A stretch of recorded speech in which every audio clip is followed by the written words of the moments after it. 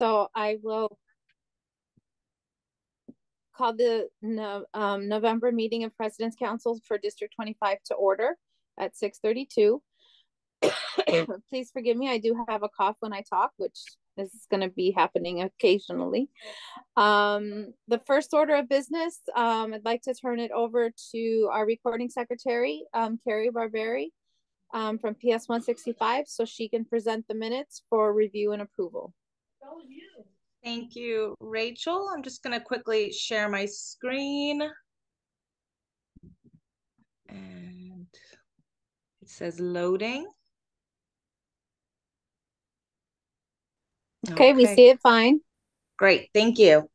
The minutes for October 16th, 2023 are at 6:32. Rachel called the meeting to order. At 6:37, the minutes were approved. At 6:38, Dr. Mike did a wonderful superintendent's report highlighting admission timelines, some feedback from parents, and also we have the second lowest chronic absenteeism and the second highest attendance in the city. At 6:49, Dr. Mike also did the state of district data sharing. At 7:01, we had an HMH presentation. At 7:20, Rachel gave the CPAC update. At 7:21, Rachel opened the floor for questions. At 7:39, we had an event planned for October 24th and 26th. And then at 7:45, Rachel adjourned the meeting.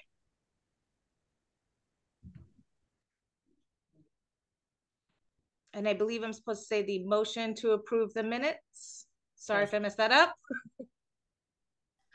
First, does anyone have any questions or changes to suggest for the minutes? Okay, in that case, I make a motion to accept the minutes as prepared. If somebody would second the motion.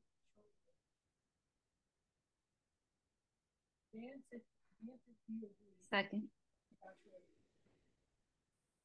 Okay, thank you. The motion is carried and the minutes from our October meeting are approved. So now the next item on the agenda, I would like to turn the floor over to Dr. Mike, our interim acting superintendent, for his report. Sure. Thanks so much, Rachel. I do have, additional data, which I will leave, and you guys can have this report. I don't know if you want me to go through all of that from Acadians and iReady. I know you have a few of the other district folks that are going to be presenting today, so you let me know if it's too much, and then I'll just give a very brief statement around Acadians and iReady. If you like, Rachel, you just let me know what you'd rather me do there. Well, if you could give an overview, and maybe share the slides to the. I'll share them with you. Sure. Yeah. You got it. And then, so that way we can have time for the others in the district office that are also presenting. You got it. Okay. Good evening, everyone. Pleasure to be here in company with all of you tonight. I'm going to share just a few things. I want to highlight a few items that have been happening in the district since our last meeting, which was on the 16th of October. We did have a number of events that have transpired since then. So just give you guys a quick update, make sure that you're all aware of where we are as a district and the things that are going to be coming up in the very near future. So a quick recap on a few of the events that have happened in October. As we mentioned to you, we'd be doing a few book events. So those events all went off really, really well, both at Bound Park and Casino Park. We gave over 10,000 books away between both of those events, really well received by the community. Super excited that we were able to do that and look forward to more of those types of events as time goes on. Really appreciative of our teachers that also came to volunteer during those events, as well as members from CEC, members from our local elected officials, and certainly our district team, who all came out to make sure that those were effective events. Listening to Learning Tour events, we had over 12. We had 12 stops, over 1,500 people that we were able to connect with. So I thank all of our folks that we were able to participate with. And I'm going to talk to you about a few things that we're doing because of those Listening to Learn Tour activities. So one of the latest things that we did do was the Fall in Love with Door Decorating Contest. So I thank our CEC for participating in that. We did have 3 award winners in the event that you weren't on the CEC, just so that you are aware. This was all around building this space of falling in love with reading for our kids. So schools that participated did send their entries to the district office, and then the CEC supported us by helping vote on, the doors that were kind of first in their class in this respect. So PS 130, Class 201, Clifford's First Autumn was the book that the kids read and organized this with their teacher. PS 24, Leaf Jumpers was another text, and you can see the detail that went into that. And then PS 32, the little old lady who was not afraid of anything. So I'm hoping that it spurred up a little bit of fun while the kids engaged in the reading of that text, but to also have a little bit of excitement when they come in and out of their classroom on a daily basis. So we thank those folks that participated, as well as our students. I'll be making a special stop, hopefully within the next couple of weeks, to visit each of these classrooms, to thank them for their participation, and then support them with some kind of a pizza party or something along those lines to celebrate them for participating. Some recent events: we did a Mind Up event on November 14th. For all of our PTA folks, I do encourage you to connect with your building leaders and your parent coordinators around getting some clarity around Mind Up and how that's being rolled out in your schools. It is something that is being implemented across every building in District 25, with the goal of really building that social emotional learning space in our schools, giving kids outlets for how do they help manage themselves through something that's referred to as brain breaks. So if you've heard your child talk about a brain break, that's where it's coming from. If you haven't heard your child talk about a brain break, it's something that you should be hearing from them in terms of those spaces where we're able to kind of get a sense of calm in our day. So I encourage you to tap into your schools and your parent coordinators in that space. This past weekend on Saturday, we did the Thanks for Giving walk. It was a really, really nice turnout. We had a number of members from our district community, from our district team, from our parents across the district, where we donated canned goods to the YCWA, who took it to a local food pantry. We were also able to raffle off a couple of bike helmets and a bicycle, which I have to tell you, getting a bicycle to a 6-year-old, I'm not sure there's a bigger smile that comes from a kid who just earned that through a raffle, but it was really quite fun. You can see even the Dantonas were here, and I always mention to you the difference between Matthew and Emily. Emily is the one with the big old smile underneath the little photo booth, and Matthew is the one on the side here to the left with that not so big smile on his face on the other side of that. But needless to say, we were able to participate this weekend, and it's something I really want to do as much as we possibly can, bring the community together in ways that are quick. It was a 45-minute thing. Everyone was able to come together and enjoy a little bit of time for a good purpose. So, look out for more of those types of events as the year goes on. Special ed parent sessions. I know Nathan is here to work with you guys to share with you tonight around the IEP process. But because of the popularity that came from the CEC, his first one that he will be engaging with the larger community will be tomorrow. So there'll be a session at 11 o'clock, and then another session, Nathan, was at 6. Am I saying 6 o'clock, right? 11 in the morning and 6 at night, for our families to really start understanding their child's IEP and reviewing the various sections. So if this is something that for you as a parent, you have a child with an IEP, or you know of others that do have IEPs, I encourage you, encourage them to be part of this. We've already gotten a big response, for those that will be in our company tomorrow. So it's a really good opportunity when our families can't know enough about the IEP process. It's important that they have all that they need to advocate for their children. So I encourage you to encourage others to do that. We'll be doing others as the year goes on in January and in March, because of the demand coming from our community. So we're happy to do that. We had our first session around executive functioning. This was done on November 9th. It was held for families who needed Spanish translation. Specifically, this was done at 25Q 129. It was not a huge turnout, but those that were there, I think, appreciated the talk around how to support their children at home. They left with some tangible resources and tangible activities that they can do right at their homes to make sure that children know how to manage and organize themselves for success. So thank you to Esther, Jenny, and Wing for organizing that event. Safety-based workshops. We are in the process of working with the DOT. We haven't solidified dates yet, but a few of our schools have expressed concern about bicycle and scooter safety during the Listening to Learn tours, as well as some parents around traffic safety. So the DOT has agreed to work with us. We're just trying to finalize some dates. We will get those out to you as soon as possible. But this is a really important one. I do have myself have seen children going to and from without having helmets on. At times on those scooters, not necessarily paying attention to their surroundings. And it's a very nerve-wracking thing, especially as as a parent of two children, the idea of what can happen just around the corner with cars and buses and things like that in the area. So we will certainly be offering that in concert with DOT to support our communities. And HMH parent sessions. These are things that I do ask our PTA presidents, please make sure you're connecting with your schools around. We've asked all of our parent coordinators to connect with their building leaders as well as teachers to organize, events, activities, training sessions, to make sure that everyone knows the HMH curriculum and what it offers. So what you will hear is some of our schools doing things like First Fridays, where they're inviting parents into their classrooms.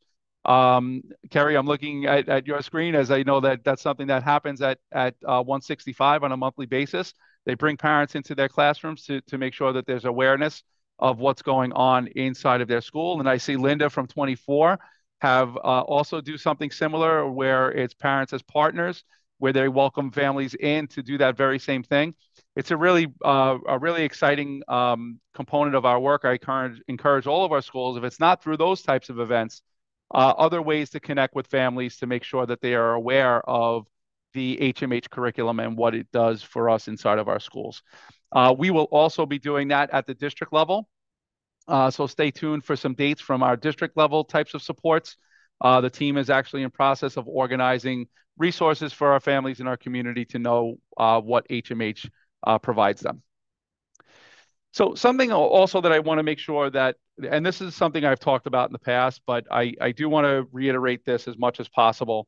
This idea of stronger, just so that everyone is aware. It's a mantra that I kind of helped organize prior to me assuming this role as interim acting, but one that I do believe is important for our schools around this idea of strategic use of information to make really good choices. And that's really in a nutshell when we go through this stronger, what it's all about is that we're using information that we have around us, from student data, from assessments to survey data, perceptual data from our kids and students and families, to make really good choices through research. What do we learn from what we've seen in terms of student academics and the things that they have to say to us to make really good choices. So when you hear me talk about stronger, this is really what I'm referencing, that we're evaluating and studying and responding with action. That's really the biggest component of this. So just want to make sure that you guys are aware that's language that I am using with our schools and, things that for you as a parent should be aware of as well. So to give you a broad stroke of our performance. Now, just to make sure that everyone is up to speed on this, in District 25, all schools with kindergarten through second grade administer the Acadience assessment. That is something that assesses their current reality in terms of reading. So for our children in K-2, they have a series of things that they're held accountable to within these assessments to support their learning. As a district community, when we compare last year to this year at the same time, we're about 3.3% higher this year than we were last year in terms of a starting place. So we have seen slight improvement from one year to the next for our early childhood students.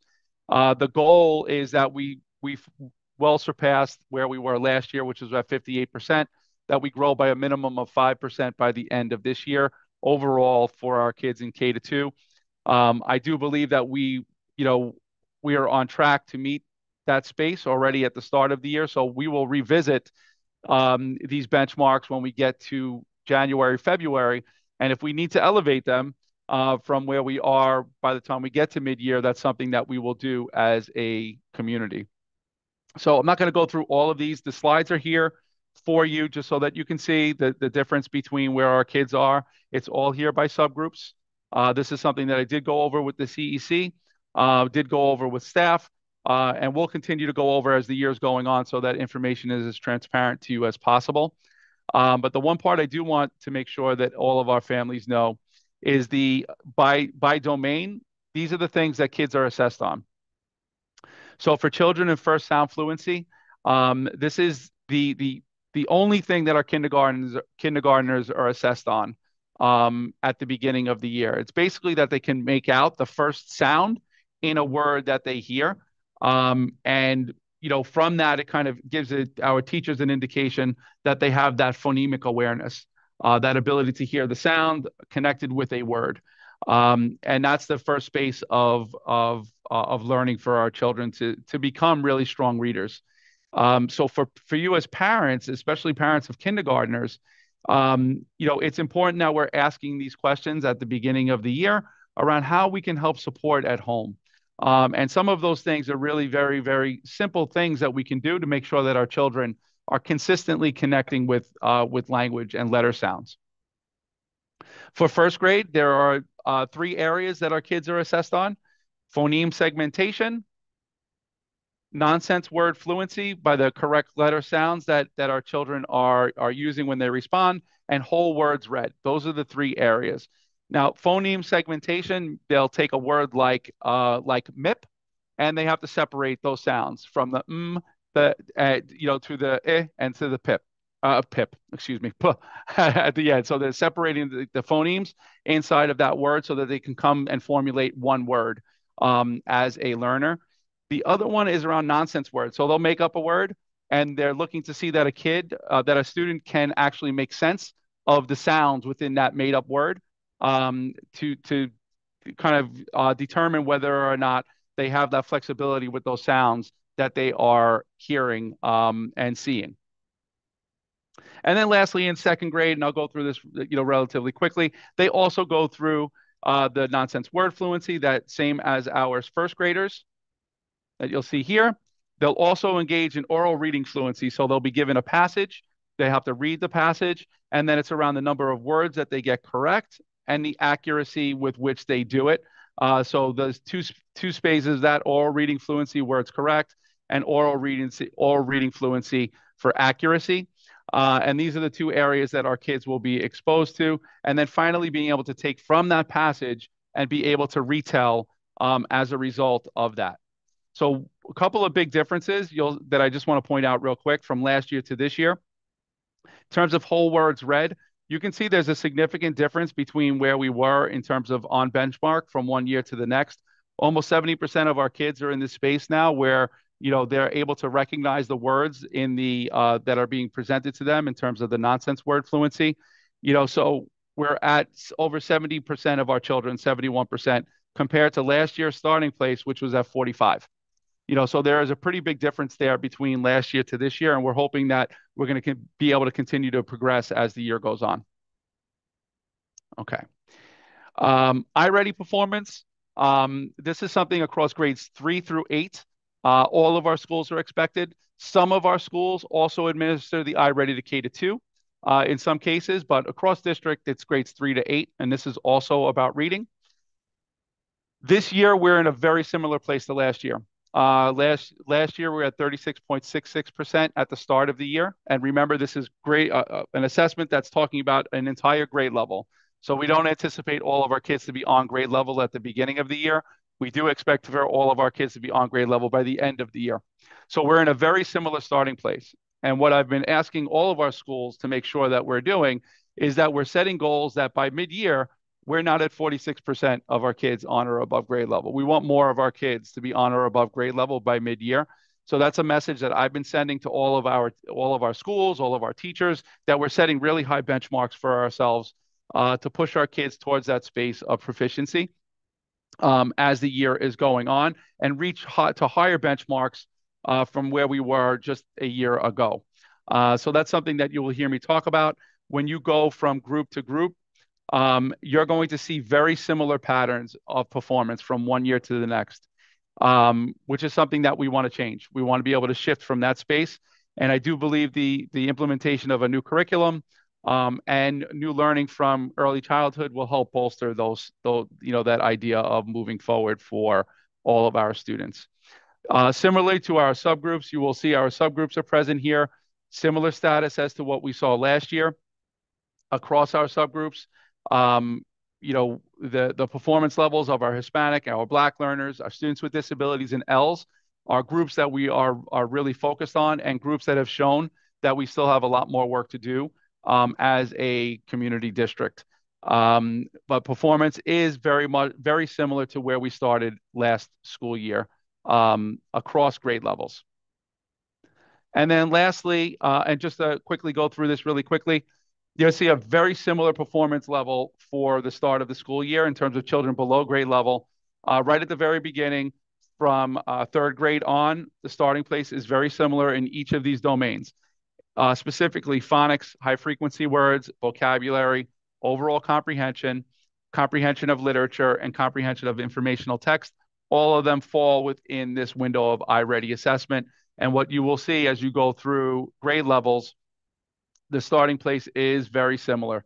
So grade 4, you'll notice similar patterns. Grade 5, similar patterns as last year, similar patterns, similar patterns, similar patterns. And what we're hoping is, because of the implementation of HMH and the rollout that we're engaging in, very heavy on vocabulary, very heavy on foundational skills with Heggerty Foundations. So we're looking forward to seeing how this allows us to progress as a district community. So really, really quick series of things that we're doing in district for you guys to be aware of, doing a ton of training as a district team for our schools across, across grade levels, particularly for our K-2, lots of training support from our AAS coordinators in K-2, lots of HMH training support from our district to our teams. And then parents, I did say this during the last one, but I want to make sure that I reiterate it. All of our schools are receiving coaching visits from an organization called Catapult. You probably would have heard that during your school leadership team meetings, but Catapult is providing upwards of 17 days of training for all of our elementary schools, and a minimum of 11 days for our middle schools. So every single school has a coach that's coming in to support instruction across our buildings. So just something for you to kind of keep your eyes and ears on and ask questions about. We're also offering trainings for for our English language learners, our teachers of English language learners, which is basically District 25, and our bilingual programs as well. Election day, that's there for you guys to see if you wanted to see that. And lastly, just mathematics is also off to a very similar starting place as we were last year, about a little over 1.5% lower this year than we started last year. Now, I just want to point out where we started at 27.93%. End of the year, we had 66% of our kids on or above grade level when it came to the New York State assessment. We still have a lot more work that we have to do here, but just so that you know, we do make a progression from start to finish. So I don't want to give this impression that, with 26% being low, that's where we end the year. It's a full year's worth of progress that we're looking for our kids. Starting place here, very similar to others. You'll see a similar pattern across grade levels when we're talking about our kids in mathematics as well. The areas in math that are covered, just so that everyone is aware, is inside of these 4 domains: numbers and operations, algebra, measurement, and geometry. You'll see that the percentages here for kindergarten are very high. We don't expect all of our kindergartners to be fully versed in each of these areas just yet, but the goal is that we improve over time. And you'll find these patterns exist, and we start improving in terms of the number of children below grade level as the grades go on, with the exception to grade 8, which I'll point out really quickly. Grade 8 had the biggest disparity. and mostly for parents, just so that you know when you do look at this, eighth graders, the children that are taking the Regents exam took iReady last year, but they did not take it this year. We have another assessment that were administered, which I will share at a later date, which is the MAP growth assessment. So there are different measurements here for our kids in mathematics. But I wanted to just give you a general overview of where we are in terms of data trends. Anything specific, I'll be happy to answer whenever, any questions that you might have in relation to it. Just wanted to give you a broad overview at this time. And I know you have a couple of other district folks to share their presentations today. But does anyone have any questions before I turn it back over?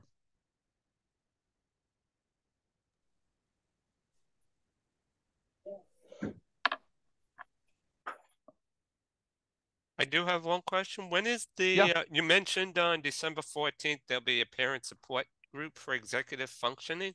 Is that in person or is that online, or what time of day? Yeah, so go ahead, Esther.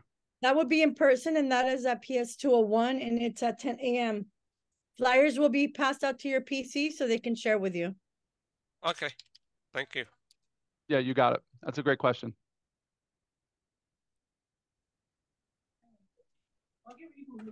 And honestly, I encourage any families. It was really, really a good presentation. So if you do feel the need, and I said to myself, being a parent, there are so many things that I was able to take from it, just in terms of organization, that would benefit my own children, let alone, anyone else's. So I was cued in there as a parent myself, just to kind of figure out ways to help me do this job as parent better, because there's no manual for doing it 100% the right way when it comes to being a parent. So I thought the resources that were provided that day were really powerful. So any of you that are interested, I encourage you to go. Thank you so much, Dr. Mike. That was some great information. I especially look forward to the information about the bike and traffic safety. I know scooters have been a big concern near our personal school. I don't know if it's because we're by Queens College. And so that's a big mode of transportation for all these college attendees. And also we're in a high traffic area where, school safety and traffic safety is very important. And especially that main street over there, where coming down on Reeves is a very concerning space for sure. Yeah. Yep, it really is. And I know our parents are very excited about getting information about HMH. We've had some in-person and virtual workshops at our school, and hopefully all of you are able to as well at your schools. And if you need any help, you can always reach out to the presenters we had at last month's meeting, and that's also available, a recording on the website for anyone who's interested in more information about HMH. So thank you so much for your report, Dr. Mike. My pleasure. Thank you for having me. Always our pleasure. Rachel, can I update? So there's 14 schools represented here. There's one person that I don't know what school they're from. So right now there's 14 schools here: 165, 1499, 163, 185, Bell Academy, 107, 379, 193, 32, 169, 184, 242, 24, and 189. Thank you all for being here. It's a great attendance. Thank you all for supporting our President's Council's meetings. So now I'd like to turn the floor over to Nathan Yakubov. He will be presenting information as relates to an IEPs or individualized education plans. Nathan, you have the floor. Thank you, everybody. Go, Nathan, go. Thank you, Rachel, and good evening, everyone. Esther, Lewis, are you going to share my slides, or do you need me to? I think you got it, right? Okay, let me get it then. I don't even know where they are. It's okay. I prepared it just in case. I'm sorry, I wasn't aware you wanted me to share, but That's all right. Hopefully everybody can see that. Yes, we can. All right, great. All right. Hello, everyone again. So this is, let's put this in the slideshow mode. Okay, so this is a presentation on the IEP process for families. This was, as Dr. D'Antona mentioned, this was presented as well at the CEC for parents, and I also presented this to parent coordinators. So really just want to get as much information to parents and those who support parents as possible in terms of understanding how it is they can go about receiving an IEP and what that process entails. Um, so just to introduce myself, I'm the administrator of special education for District 25. There's my contact information on the screen, and parents can feel free to reach out for support and questions about evaluations, services, assistive technology, and placement, as well as any types of questions revolving special education. That they should feel free to contact me and others at schools as well. This is the District 24, I guess, the motto, right? Empowering learners, embracing differences, and providing equitable access and opportunity for all at District 25. So, I just, for a lot of our students, in order to get that equitable access and opportunities, they do need special education supports, and that's why I like to start with this slide first, just to know that this is, what we're providing is really in order to provide access to all students. So when we talk about an individualized education program or individualized education plan, what does that mean? That's really all students with disabilities who require special education services will have this plan, an IEP. And the IEP contains information about child's interests, strengths, their needs, their goals, as well as their educational program.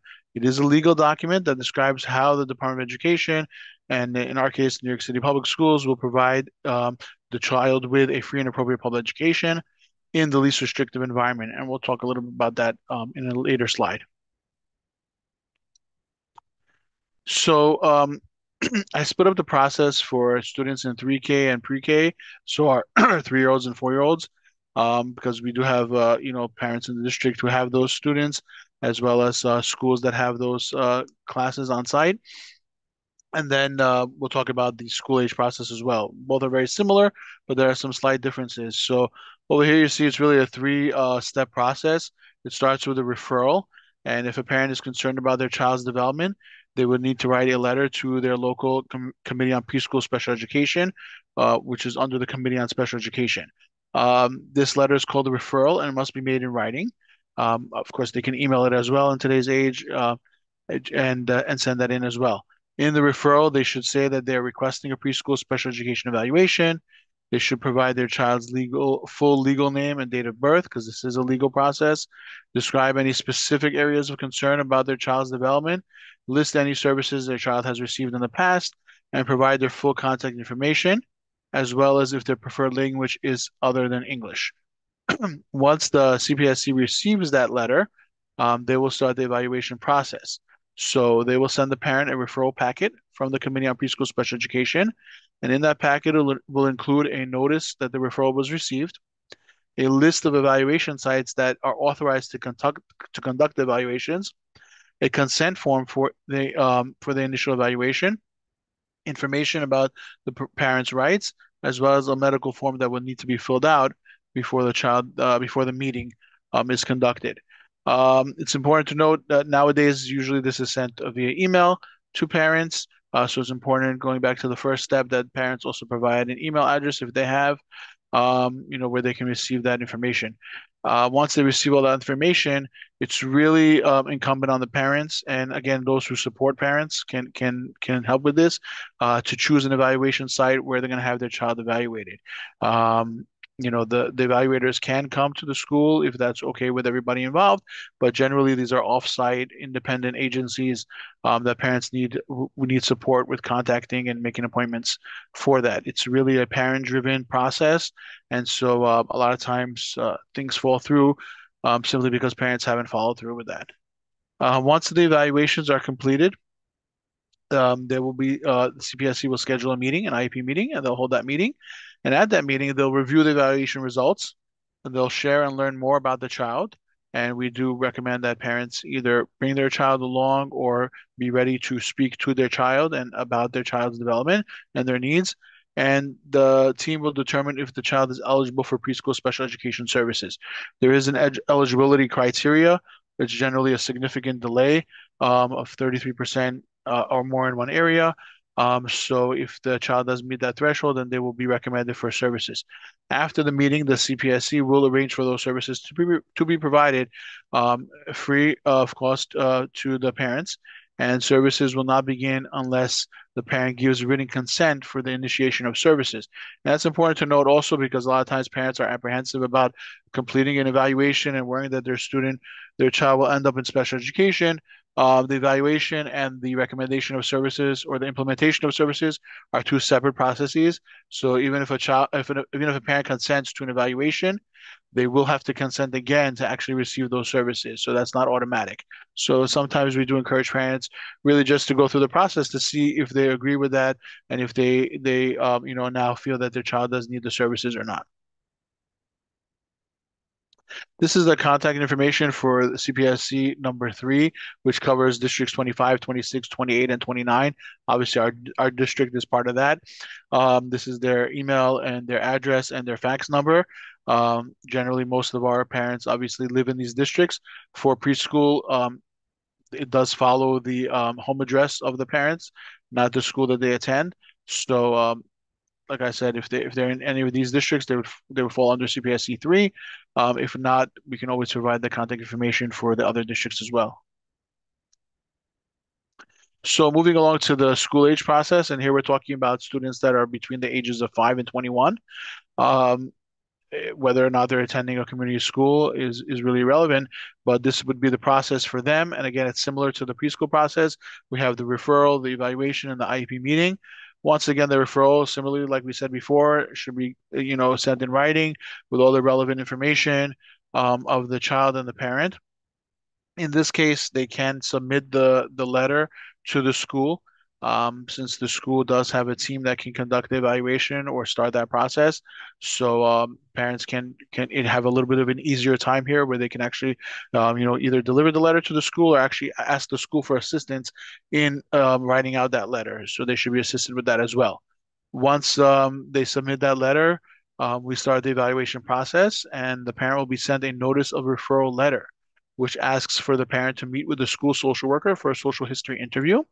And this is a short interview where the social worker will gather information, developmental information of the student, of the child, background information of the family, of the home makeup, and other things that might be relevant to their development, and also to see if they've received any services prior, and also to discuss and explain to the parent their parental rights and what it means for them to consent to an evaluation.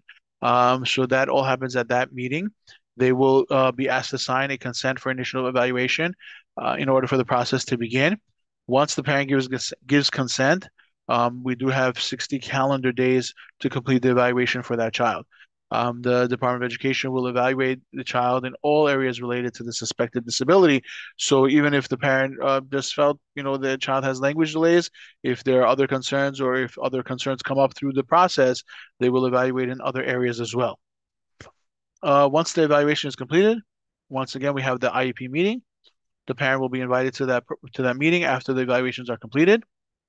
At the meeting, the team, which the parent is a member of, will review information from the evaluation as well as any other sources to determine if the child is eligible for special education services. And if the child is eligible, the team will work together at the meeting to develop an IEP, which will include obviously the recommended services for that student. It's important to note that the parent is free to provide any other information and documentation, perhaps to have outside evaluations that they want to share. If there's other people that they feel can provide relevant information to their child's development and needs, they can be invited to the meeting as well on the part of the parent. There is an eligibility criteria as well here. It's a little bit different than preschool. There are 13 disability classifications as defined by the New York State Education Department's regulations of the Commissioner of Education. We're not going to go through that today. Actually, our second workshop for parents will address those disability classifications in January. But just a note about that, they do have to qualify for that. And those can include, for example, learning disability, speech or language impairment, other health impairment, things like that, autism. Those are all some of the classifications that they can qualify for in order to be eligible for services. Once they meet the criteria for the services, like I said, the IEP will be developed. And again, for more information on the specifics and the components of the IEP, we'll be having that presentation tomorrow for parents and anybody who wants to join to learn more about the specifics of the IEP. But just one very important point is on this slide is the continuum of services. Like we said, the IEP is a written statement of the plan to provide the student with a free and appropriate public education, which they're entitled to by the law, in their least restrictive environment, which means that the student will be in a school and a classroom with non-disabled peers for as much of the day as appropriate for that student. That will differ based on every individual student. This is an individualized plan. So depending on the needs of the student, that might look different for everyone. But we have this continuum of services, which generally covers the different type of settings that we would recommend for a student. And if you notice the blue arrow going up and down on the side of that, the reason I put that there is to show that this is really a flow. It's a continuum. It's not a step ladder where the student has to start in one place and then move up gradually. Rather, depending on where they are, they can fall anywhere in that continuum and they can move. It's really a flow where they can move as needed in and out of different settings as we feel, the child is ready for that, as well as they can be in multiple settings at the same time. If they need different types of support, they can be in different settings for different parts of the school day as well. Generally, the continuum goes from less restrictive to more restrictive. So we have general education where the student is not recommended for any special education services.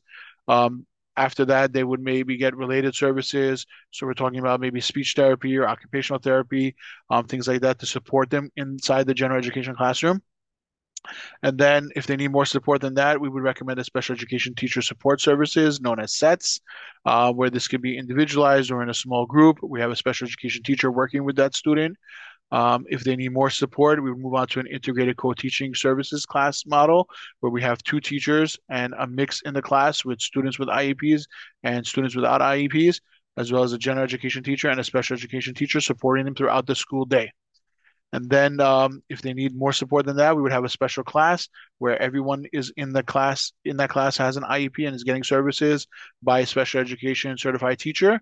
And generally those classes are capped at a small size because we want to have a small adult to student ratio. And then beyond that, we have our District 75 programs, which are specialized programs, not just a class, but the entire school is specialized to deal with more significant cases. And then we do have cases where students can actually attend a community school or a District 75 school, and they would attend a specialized school outside of their home, or they may be getting home or hospital instruction.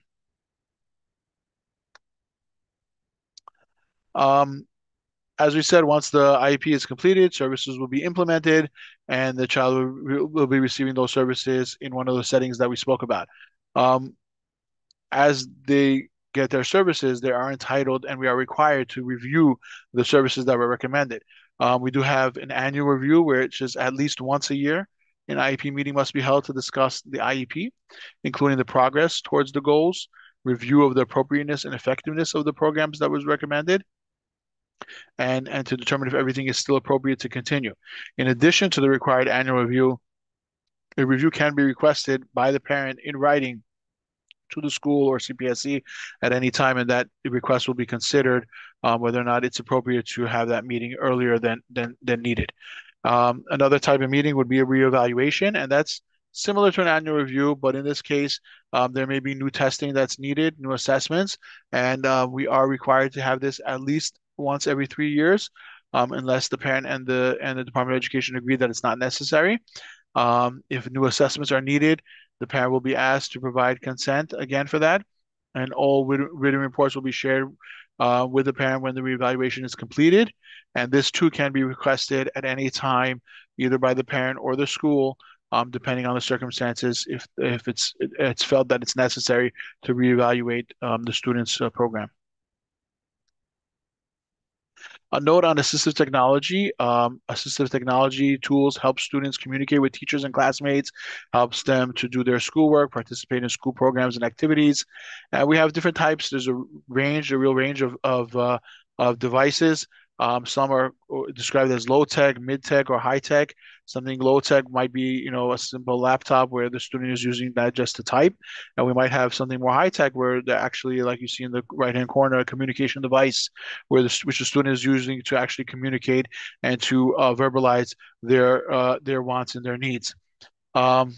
If a parent or a school would like to evaluate the student for assistive technology, we would need a request in writing for that as well.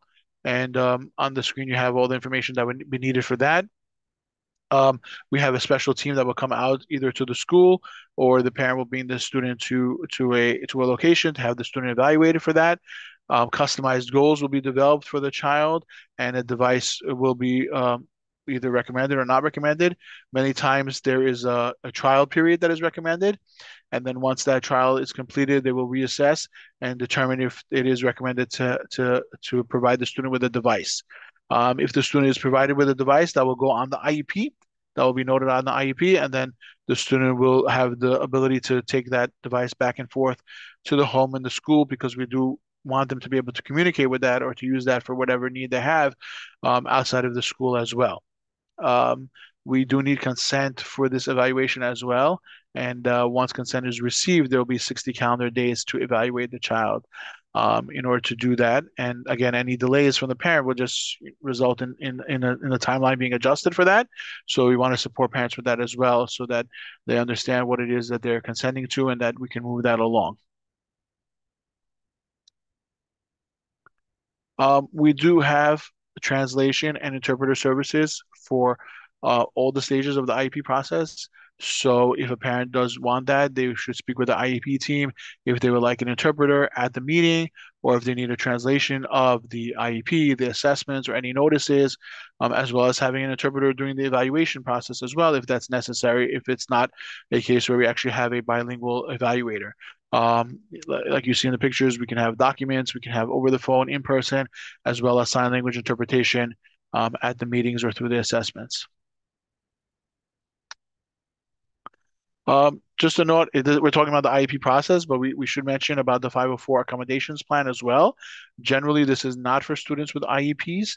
504 accommodation plans are for students who need some type of an accommodation that does not entail them, having a learning disability.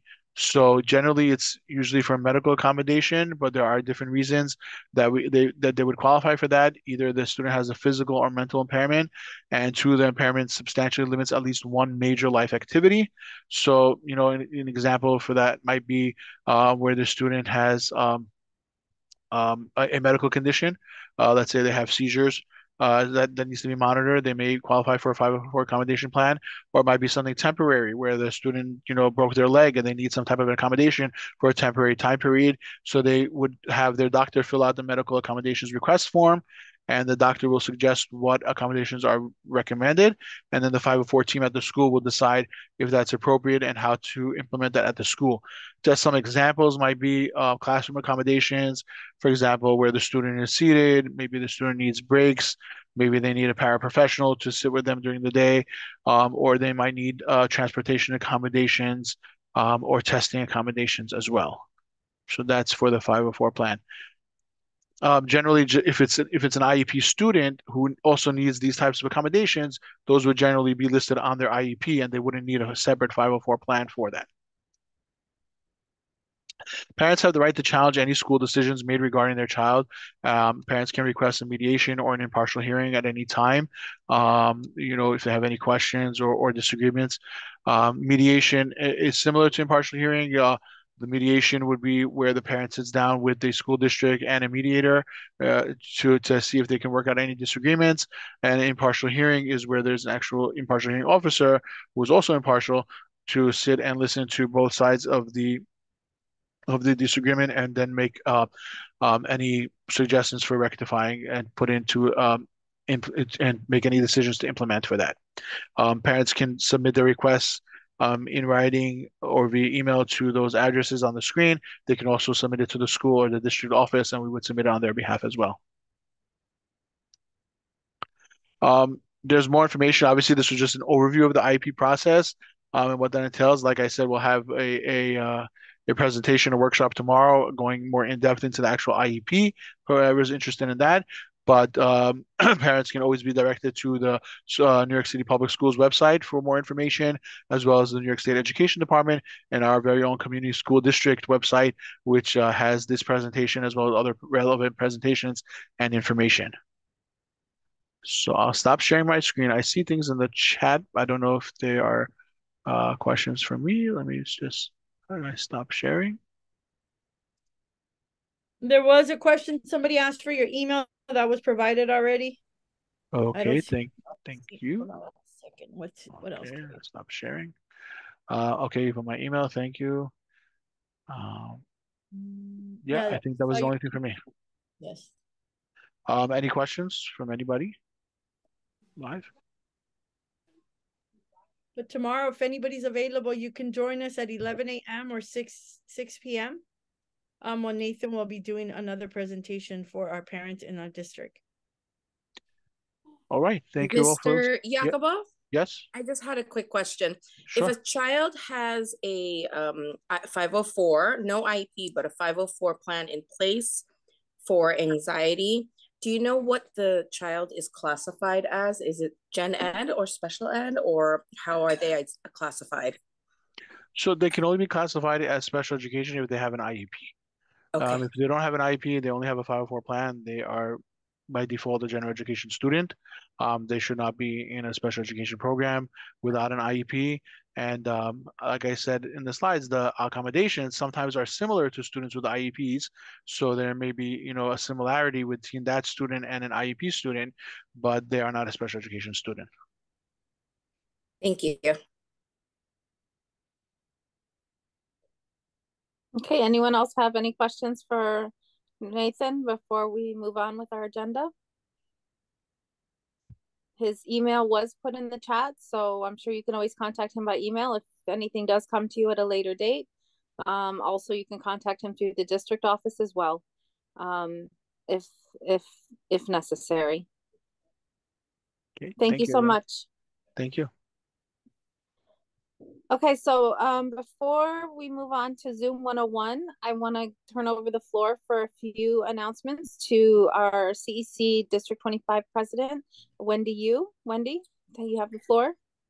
Thank you, Rachel. How are you? Good evening, Good. everyone. Thank you for having me. My name is Wendy Yu. I have a child at PS 107. I am currently the president at the CEC 25. CEC stands for Community Education Council, and the members of the councils are elected by you, the parents with children in our district. So members of the council are all elected by you, and we're here to, we represent the parents and the families of District 25. We have general meetings every month, the first Wednesday of every month in the evening at the district office. We encourage all parents to join virtually or in person, because you elected us to sit on this council, and we would like your feedback on how we're doing at these meetings. Also, we currently have a vacant seat on the council, so we are accepting applications from parents in our district. So if you are interested to participate on our council, I will put my email in the chat, and please email me of your interest, and I will send you an application. Our next meeting is Wednesday, December 6th at 7 p.m. at the district office.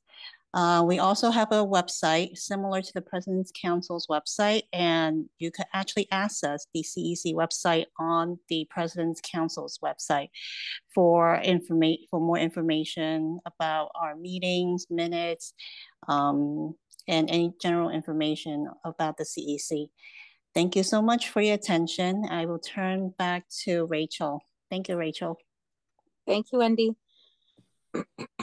Okay, so, and Louis has put the CEC website in the chat. So if anyone wants to take a look at that or attend the meeting, like as Wendy mentioned, that's upcoming, to see if the CEC would be a fit for you personally to apply for that position. Can I say Okay. something? Rachel? Also in that that link that Lewis put for CEC, if you explore the website, it's our D25 webpage. It has all the information for all the meetings, DLT, President's Council, CEC, any special event that district is having, it will be on there. All the information you need to know about our schools, who the parent coordinators are, who the principals are, everything is in that webpage. Get familiar with our D25 webpage so you can share that link, that address to your parents. So if they have any questions, like for example, you came to this meeting, you remember Nathan, if you were to go on there and go through about us, you would see everybody that works in the district office. You would click over to Nathan's picture and it will have his information, and then you could email him. That's where you could find us and all the information about the district. So get familiar with that website, please. Thank you. Sorry. Thank you, Esther. Okay, so now one of the things that there's been a lot of new faces joining President's Council. So one of the things that we thought might be beneficial for myself included, because I realized I didn't know how to launch a poll.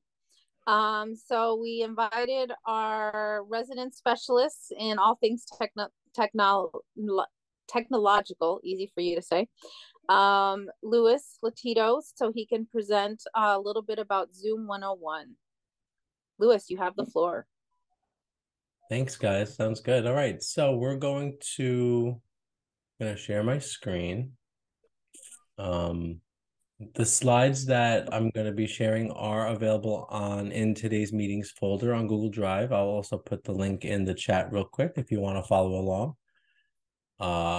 at home as well.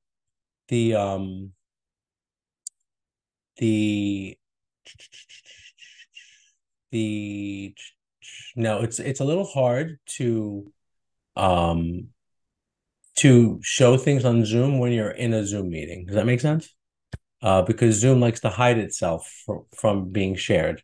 So a lot of the parts of this presentation are actually going to be YouTube videos that I recorded when I just kind of did some screen sharing, and I kind of just recorded that. And I thought that was a good way of doing it, because it's something that you can always refer back to and watch again if you want to look at something in particular. So I'm going to do a lot of things live, but then I'm also going to do things where we're just going to play a YouTube video, which is also me. So it's Louis from the past. So before we get started, I want to take a little poll from everyone here right now in the meeting.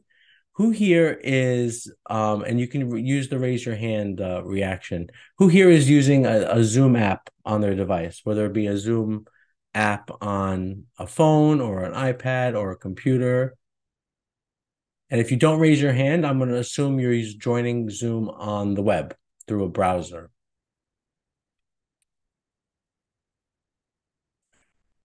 Okay, so I would say maybe more than 50%. Or about 50% are joined on the browser. All right. So the most important thing I could communicate is the importance of using an app or the Zoom program on your device. It's always going to give you the best experience, and it's going to allow you to participate in your meetings 100%. So you're going to be able to go into breakout rooms easily. You're going to be able to participate in polls. Some of these features don't always work when you are using the browser or joining in Safari or in Chrome. Also, the performance of Zoom is also better when you use the app. So the downloads are free. You can get them from zoom.us/download. They have a download for Windows, for Mac, and then for all of the mobile platforms, whether it be iOS, iPadOS, or for Android. So definitely at the end of this meeting, try to get the Zoom app working on your device. Okay, so once we get the Zoom app on our device, we're going to talk about logging in. And, sometimes we still need to access Zoom through our browser. And for people with a New York City Public Schools account, email address, whether that be DOE employees, whether that be kids, students, or whether it be parent leaders with your PTA email addresses, there's actually a special website that we can visit as New York City Public School people to access some different settings and some more information. So if you look, the website is NYCDOE, which is New York City Department of Education.zoom.us. And when you go to this website, it brings up this interface with 3 buttons, super simple. Either you can join a meeting from your browser or from the app, it will redirect you. And this is nice for joining meetings that are locked only for DOE logins. You can do it this way. You can also start a meeting from this screen, and then you can sign into your account, which we're going to go into in a little bit. Okay, so that's all from this website. So this is a good website to know. Okay, so let's talk about logging into Zoom. When the pandemic first started and everyone's discovered Zoom for the first time, we all were using our own personal Zoom logins. It was like a brand new thing. The DOE didn't have a relationship with Zoom yet. We didn't have single sign-on yet. So everyone kind of had their own logins. And then eventually, the DOE said, stop using Zoom. It's not approved yet. And then a few weeks went by, and then we got our Zoom back. So now when we log into Zoom as anyone with a New York City Public Schools account, again, that's DOE employees, students, or parent leaders with PTA logins, you need to make sure you log in properly using single sign-on, which we call it SSO. Now, the reason why you want to log in with SSO is because when you do this properly, you will get access to all the DOE's features that we pay for, including unlimited timed meetings, recording to the cloud, and some other features. So it's really important that you log in properly. So this video is actually pretty old. I made this about a little over a year ago, but it still works today. So I'm going to go ahead and play this video about logging into Zoom. Hello, everyone. If you can't hear it, let me know. Video to show New York City Department of Education employees how to log into Zoom using their DOE email user ID and password via SSO. SSO stands for Single Sign-On and allows us to use the same email and password we use to log into our email, for example, to log into other applications such as Zoom. So you'll notice here I already have the Zoom app downloaded on my computer. And you can download the Zoom app very easily by going to zoom.us/download and downloading the appropriate client for your computer. I'm on a Mac right now, but the same instructions can be followed if you're using a Windows PC. So from the login screen for Zoom, we're not going to enter our email and password here on the boxes. We're going to go to the bottom. We're going to click SSO. You will then be asked to enter your company's domain. For the Department of Education, our domain is NYCDOE, very easy to remember, and the .zoom.us part is already there. So go ahead and enter NYCDOE into the box and go ahead and click continue. This will launch your browser and will bring you to the New York City Department of Education login, which you're going to enter your Outlook username and password. I'm going to go ahead and use my fingerprint to enter mine.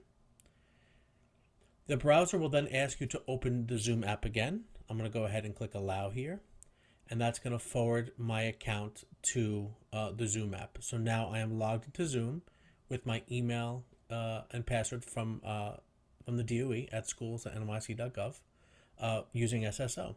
If you click on your icon in the top right-hand corner of the Zoom app, you might have your initials there, or you might have a picture. You will see next to your name, you have the word licensed. This means that you are logged in correctly and you have the full version of Zoom with all the perks, such as being able to record to the cloud, and there's no limit on the length of meeting that you can have. You can have a long meeting without it stopping. And that's it. And that's how you log into Zoom using SSO. So some of the things I want to just recap is knowing your company domain, NYCDOE.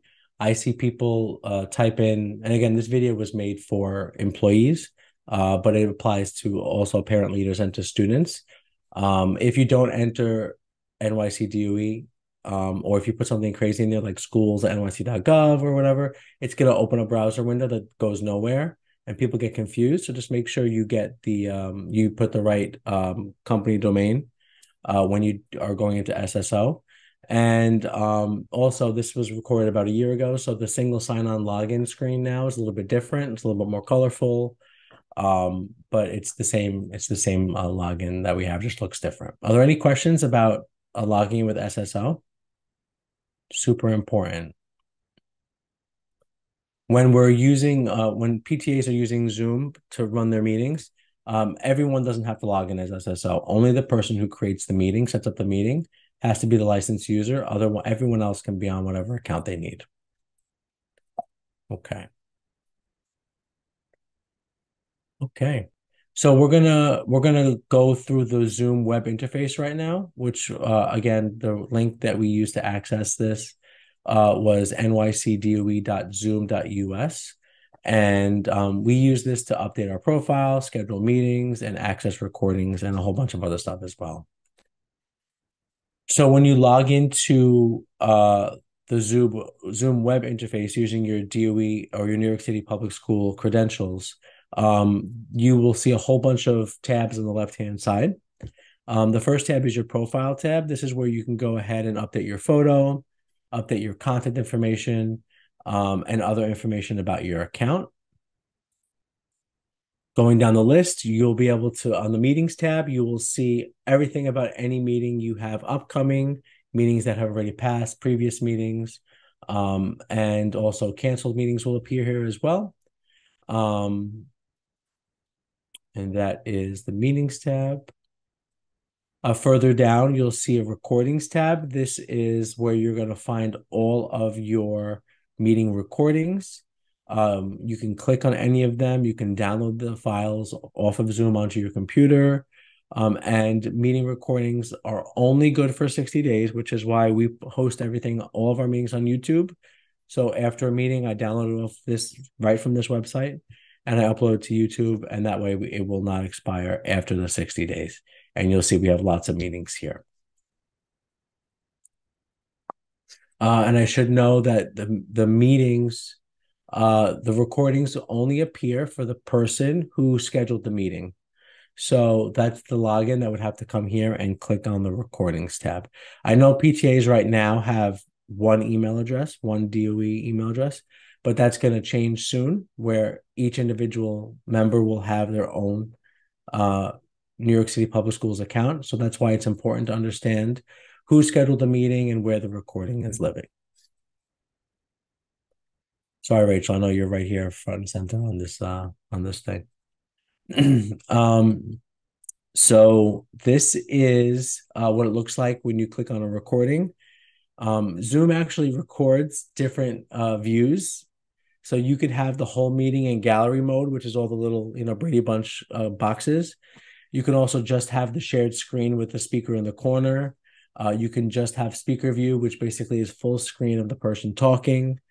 And just the audio version of it, just the chat file, everything is downloaded here. So you can download individual files or you can download them all.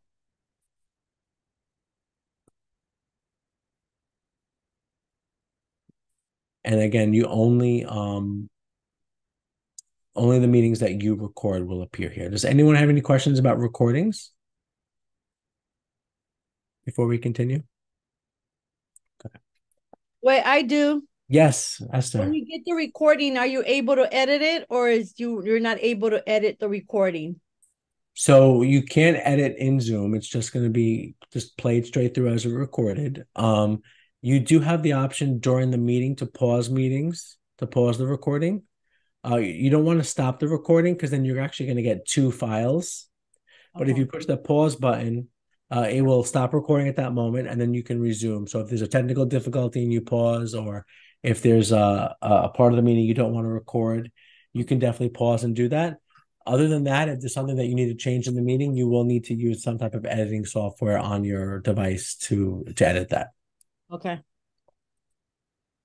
Thank you. Good question. Okay.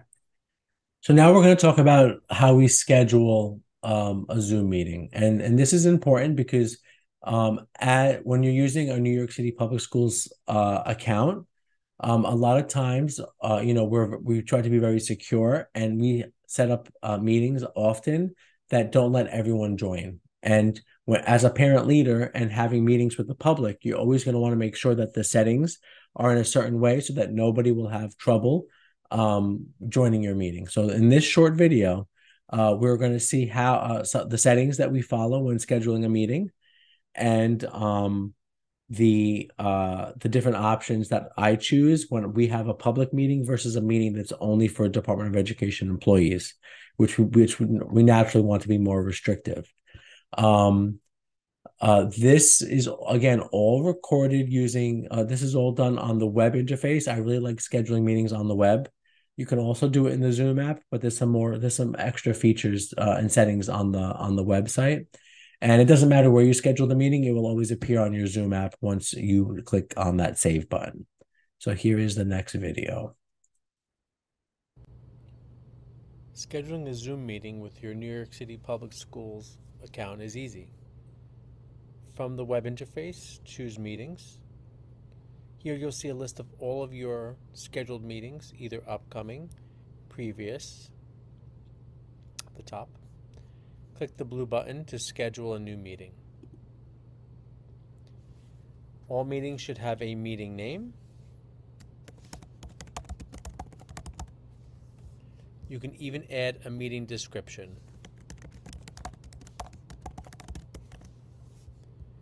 Meetings have a start date and time and a duration. If you wish to use a meeting link more than once, you can choose to schedule a recurring meeting. Recurring meetings can occur at any time, either weekly or monthly, or you can choose no fixed time to not enter any date or time. Here, my public meeting will be recurring at no fixed time, so I do not have to enter any time information. Your meeting ID should be generated automatically. This will create a different meeting ID for every meeting you schedule. Every New York City Public Schools Zoom meeting must use a passcode. You can go ahead and set that passcode here. The code will automatically be generated for you, but you can change it if you'd like. My favorite passcode for District 25 is 252525. By default, New York City Public Schools Zoom meetings are restricted to only those who log into the Zoom platform. Under Require Authentication to Join, you will see the two different options we have for authentication. The first is Sign in to Zoom, which will allow anyone to join a meeting as long as they sign in with a Zoom account. That could be a DOE account, or that could be a private Zoom account, a personal Zoom account. The other option we have here is Staff. This only lets people with New York City public school accounts, which include schools.nyc.gov accounts and nycstudents.net accounts to join.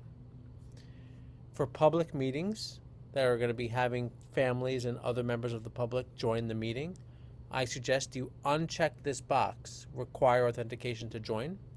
This will allow anyone to join the meeting as long as they have the meeting link, the meeting ID, and the passcode available to them. As we go down, we have here options for video when first joining the meeting. What is the status of the host's video camera? Is it on or off? And the status of the participant's video camera, on or off.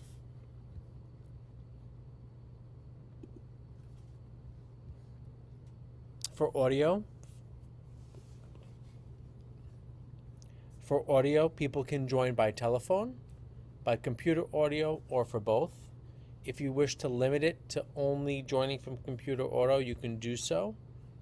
Or you can leave it set to both, which is not a problem. If you click the word Show next to Options, you will see a few other options that you can turn on and off. First is the ability to have a Q&A button in a regular Zoom meeting. This is a little bit different than the regular chat. You can turn that on or off. You can pre-assign breakout rooms, which doesn't always work well if people are logging in without Zoom accounts, but if you know who's joining, you can go ahead and create those breakout rooms ahead of time. And you can identify alternate hosts, which is very helpful if multiple people will be helping out with a specific Zoom meeting. So sometimes when I schedule a Zoom meeting, I will make Superintendent D'Antona a host, an alternate host, so that if he joins the meeting first, he can start it without me being there right away. Another nice thing is that alternate hosts become co-hosts automatically when they join a meeting. So you don't have to go and right-click and change a person's status to co-host if you've already identified them ahead of time as an alternate host. And you have the option to allow alternate hosts to add and edit polls as well. The interpretation option, if you check on that, unfortunately Zoom does not automatically translate subtitles into other languages. So you will need to go ahead and identify a person that will be typing in the interpretation on the screen in real time. So this is not really an option that most people use, but that's what it is there for. After you've set up all of your settings, you're going to go ahead and click on Save. And all the meeting details will now appear on your screen. You'll have your meeting topic and description, any time that you set up. So here, this is a recurring meeting, your meeting ID, your passcode, any alternate hosts, your invitation link, your meeting link, and all the other details you selected. You can quickly add it to your calendar by choosing one of the buttons here. And at the very bottom of the page, you can go ahead and click on Copy Invitation, which will go ahead and kind of pull in all the details for the meeting that you would want to share with other people. And you would click the blue button, Copy Meeting Invitation. It will copy this information to your clipboard, and you will go ahead and paste it into an email or onto your school website or other place. To edit a meeting, you would go ahead and click on the Edit button. It'll bring up the same screen we had open when we were creating it. And if you ever needed to delete a meeting, you can go ahead and click use the Delete button at the bottom of the page.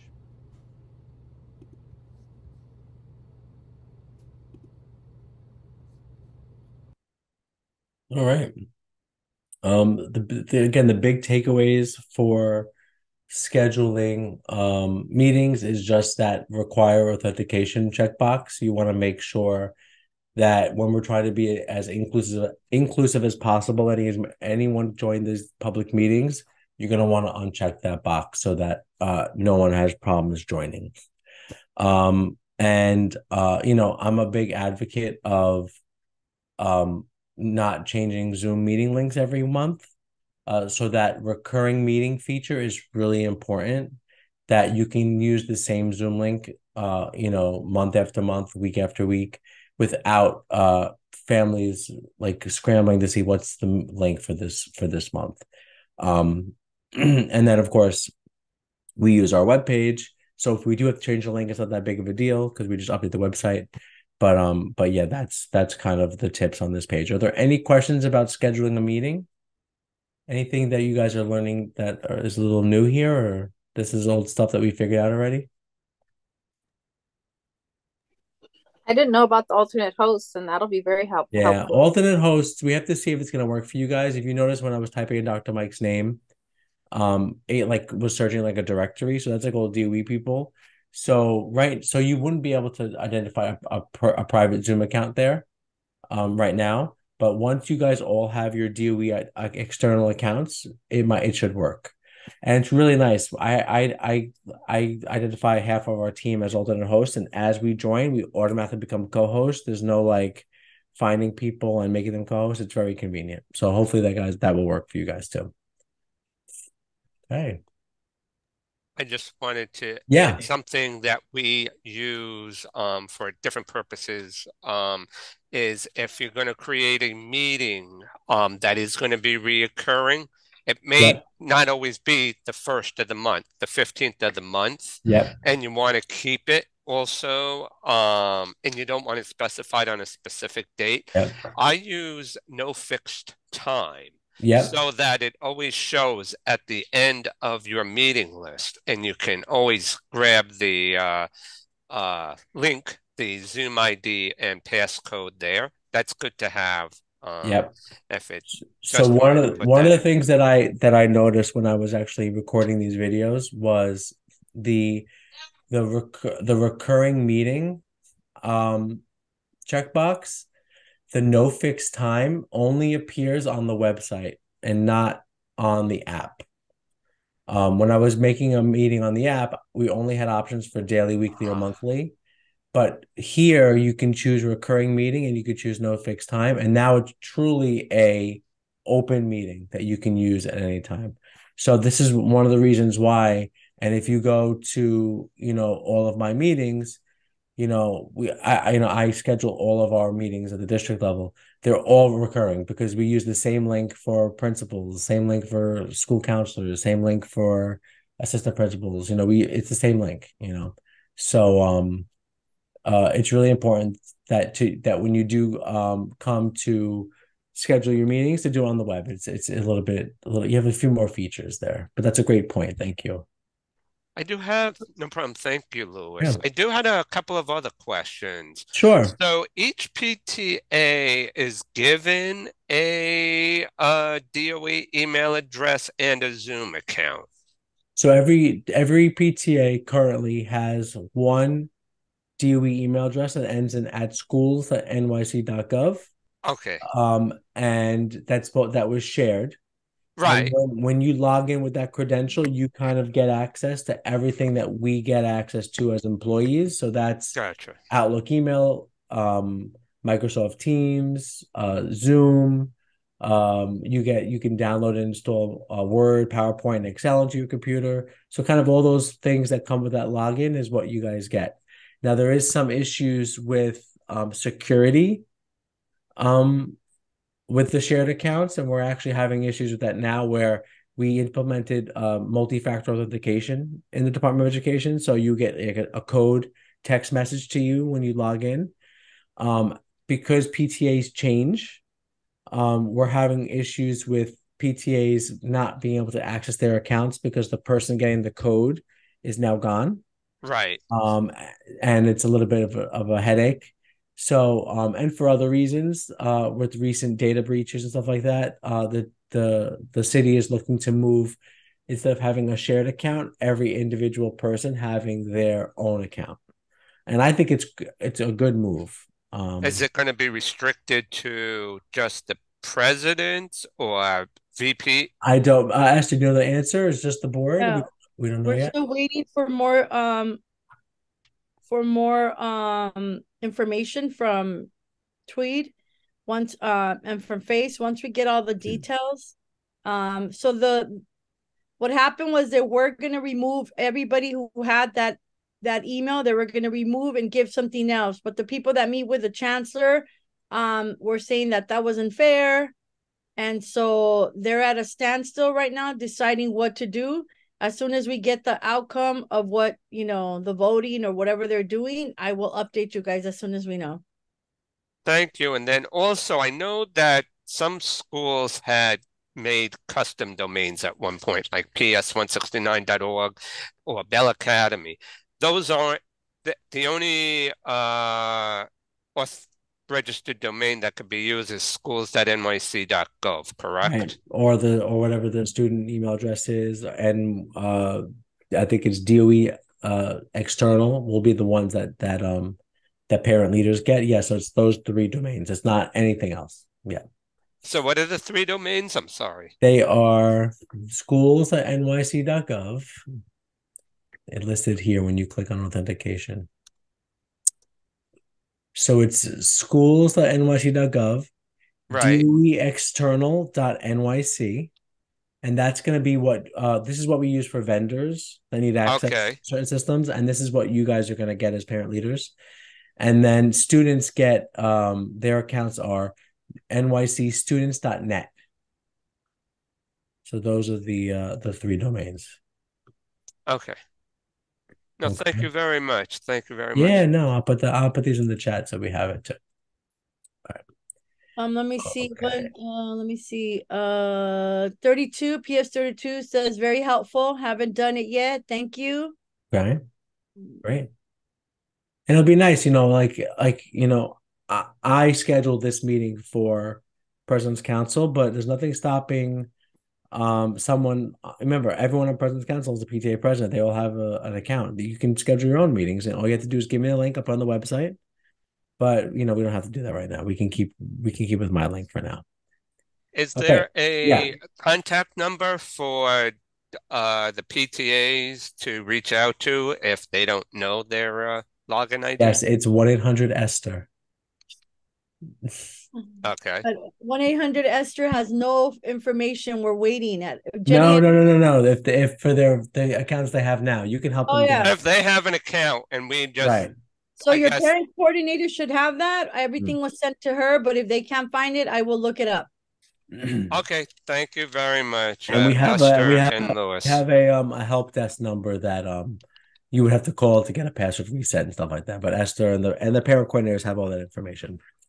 Okay, so the next video is probably the most important one, and this is about all of the options and features we have once we're inside of a meeting. Okay, so when you are in a meeting and you are the host or co-host, you have all those little icons, all those buttons on the bottom of the screen.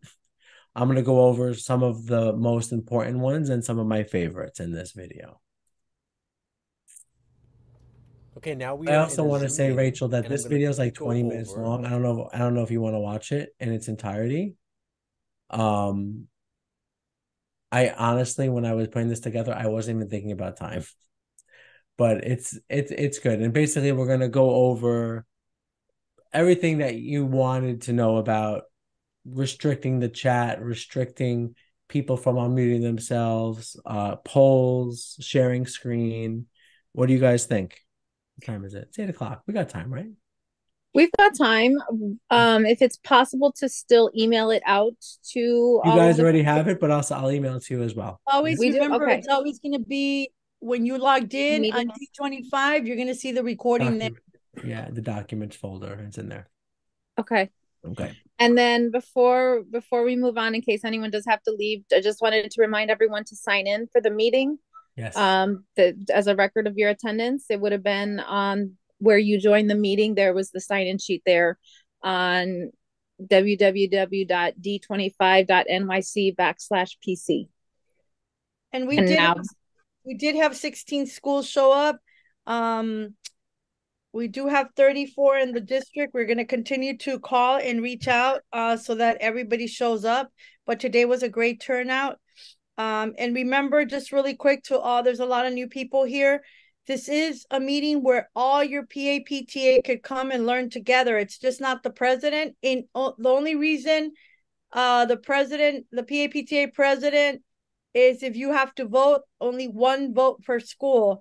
So you can invite your president, your co-president, whoever's at your PA/PTA to come and learn. Because as you could see tonight, a lot of good information was shared. So anybody from your school could come to the meetings, okay? And just watch the recording. You have to come. True. All right, here we go. Okay, I lost it. Oh, no. Let's go back. I was trying to go full screen. Okay, now we are in a Zoom meeting, and I'm going to quickly go over the different controls that we have available to us in the Zoom application. Please note that before I was looking at the Zoom interface on the web, but now I'm using the Zoom app on my Mac. The Mac controls and the controls on a Windows computer should be pretty similar, as will be the controls on a phone or a tablet, although there are usually more options available on your computer. So at the very bottom of your screen, you will have your Zoom control bar with your different options, your different buttons. From left to right, we have our mute unmute button, a button that starts and stops our video camera. We have information about the security for the current meeting that you're in, your participants tab, your chat tab, your Share Screen tab button, the button that starts recording to the cloud, the Closed Caption button, polls and quizzes, breakout rooms, different reactions you can use during the meeting, different Zoom apps, or think of them as like plugins for Zoom meetings, the whiteboard, which allows everyone in the meeting to kind of interact and draw and place objects on a whiteboard, notes, and under more, we have some options to live stream on different social media platforms. And finally, on the right-hand side, we have the end button, which will, in my case as the host, end the meeting for everyone. Next to some of the buttons on the bottom of the screen, you will see a little up arrow that indicates that there's more options behind this button. So if I go ahead and click in the center of the unmute mute button, it will simply mute and unmute my microphone. But if I click on the up arrow next to the microphone, you will see I have options to change my microphone source, my speaker, and options to test my equipment, test my speaker, test my microphone, and even leave computer audio or jump into the audio settings, which if you click on that would open up your Zoom settings. Same thing for video. If I click the arrow next to the video camera, I can change my camera. If you have multiple cameras, you'll see them here. I can choose to blur my background if I wanted to. There you go. I can even choose a virtual background from this interface as well, like so.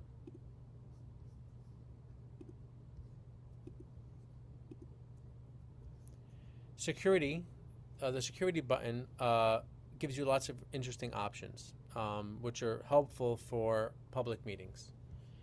The lock meeting option basically does not let anyone else from joining the meeting. Sometimes we use this when we're using Zoom to run interviews. So if we know that another candidate will be entering the same Zoom meeting for an interview, while one candidate is being questioned or is responding to questions during the interview, we would lock the meeting so no one else can join.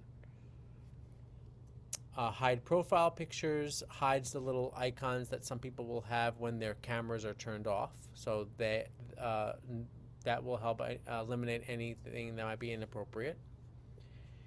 And then we have a list of all of the things that we're allowed, that participants are allowed to do. Now, a participant is someone who's not a host or a co-host. And you'll see here that we have all these different items that we can go ahead and check and uncheck. So right now, all participants cannot share their screen because that's unchecked. They can chat, they can rename themselves in Zoom, they can unmute themselves, they can start their video, they can share whiteboards, they can share notes, they can collaborate with Zoom apps, and they can set meeting timers. If you prefer to allow to stop people from doing anything, you can go ahead and uncheck these items, or you can use the suspend participant activities. And what that will do is that will kind of stop everything, okay? I'm going to go ahead and you can just manually uncheck these items as well, which is pretty easy to do. Now, when would you want to do this? When would you want to prevent people from unmuting themselves or from using the chat? And that might be during a presentation or during a very large meeting with lots of people. You might want to prevent people from unmuting themselves and disrupting the meeting. You can always go ahead and give them permission to unmute themselves from the Participants tab, one by one, if they raise their hand, for example. Or when there's a Q&A time, you might be able to go ahead and put the unmute themselves option, turn that on at the correct time or appropriate time of the meeting. So that is the security button, very handy. We also have the Participants tab, which I'm going to go ahead and click on that, and it's going to open up the list of participants on the left here. You can also go ahead and click on the arrow next to participants to quickly get the link to your Zoom meeting. The most important part of the Participants tab, I think, is at the very bottom. You have the Mute All button that will go ahead and mute all participants. So if someone is unmuted and they don't realize it and they are disrupting the meeting, you can go ahead and click mute all, and that would mute everyone. And if you combine that with the ability to unmute themselves, you can quickly mute the whole group, make sure they can't unmute themselves, and that way you can go ahead and do your presentation or your meeting without interruptions until you decide when people are able to speak. If you click on the More tab at the bottom of the participants panel, you will also have a lot of the options we had under security, such as allowing people to unmute themselves, rename themselves, or start their video. We have an option ask all to unmute, which is interesting. Mute all upon entry. I love that setting. That means that as soon as someone joins a meeting, they're automatically muted, which is going to be handy. They would have to physically unmute themselves to speak. You also have the option to play a join and leave sound, which, you know, for smaller meetings is not that bad. It plays like a little chime whenever someone joins or leaves the meeting. But for large meetings, that can be very distracting. So you might want to choose when to use that. We also have the lock meeting option here as well. Back to the participants tab, I just want to bring your attention to the different options you have next to a participant. So you can go ahead and if you hover over a person's name, you'll have the option to unmute them or invite them to unmute themselves. This is handy if you have unmuting turned disabled for everyone. So if someone raises their hand, you can hover over their name and just choose unmute, and it'll give them a pop-up saying you can now speak. That's very good for question and answer time or public speaking time. Also, next to unmute, you'll have a More button, which will have different options. Since I'm clicking on the More button next to me, the only options I have is to rename myself and to edit my profile picture. But if you're clicking on someone else, you have the option to promote them to co-host. You can also rename them if you're the host. You can mute them and stuff like that. The chat button on the bottom will bring up your chat window. Note on most windows that come up next to your Zoom meetings, there's a little pop-out button that you can push to actually pop out and move that window somewhere else. So if you are on a computer with two screens, for example, you could pop out the chat, pop out your participants list, and actually put it on a separate screen. If one of the windows is already popped out, you can click it again, the button again, to pop it back in, and it'll be in line on the side of the Zoom main window. The chat is actually a really interesting thing. We have a lot of options here that we can work with. So on the very bottom of the screen, you'll see we have all of our emojis. You can click on that to bring up that control. We have a little file icon that lets us upload and attach a file to the chat. This is great if you want to share PDFs, Word documents, PowerPoint files, all that stuff right here, and people can download it directly from the Zoom chat. If we click on the ... we have a lot of important settings here. So participants, again, is anyone who's not the host or co-host. And here we can basically turn the chat on and off. So right here, it says participants can chat with, and right now it's set to no one. So that basically means that participants cannot use the chat. We also have the option for participants to only be able to chat with the host and co-hosts. So this can be, for example, for like a PTA meeting, the people attending the meeting can chat, but only with the board or whoever is made a co-host. Other participants won't see their chat messages. And again, you might have different reasons why that might be appropriate. You also can have participants chat with everyone. That's going to be like a regular meeting. And finally, participants can chat with everyone, and they can direct message or direct chat anyone as well. That's the highest level of chat access here. Screen sharing is also another important part of Zoom meetings. If you click on Share Screen, you'll go into the screen sharing window, which lets you have different controls for sharing your screen. If you click on the arrow next to the Share Screen button as the host, you have some interesting options here as well. The first option reads, one participant can share at a time, okay? And this option limits screen sharing to just hosts and co-hosts. If you change it to multiple participants can share simultaneously, this option will actually let anyone share their screen, even if they're not a co-host. So this might be handy if you have visitors coming into a meeting to present to the PTA or to the CEC, for example. You can go ahead and choose this option, and they can share their screen without being a co-host, which is handy. You might not want them to be able to admit people into the meeting, for example. Please note that if you choose this option, the people will not be able to share the sound from their computer. So if there's a video they're going to be playing, you should leave it set to one participant can share at a time. And if you go to sharing options, you basically will see these different options. And again, here you can, even if you have one participant can share at a time, you can make it so that everyone can share their screen without being a host or a co-host, which is helpful. When you go ahead and click on the share screen button, you will see different controls here. So the first thing you'll see is you'll be able to share a full desktop. If you are on a computer with multiple monitors, you will see desktop 1 and desktop 2, for example. You can also share a individual window. So I happen to have a Chrome window open on this computer. Here it is here. And you can see here, I have the option to go ahead and share just that Chrome window. So that window will display on the screen of everyone else in the meeting.